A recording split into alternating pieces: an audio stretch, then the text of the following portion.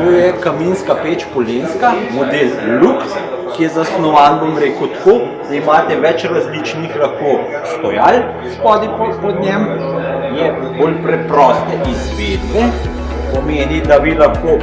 sekundarni zrak odpirate na zgornji ročici in primarnega na spodnji. Na spodnji ročici ima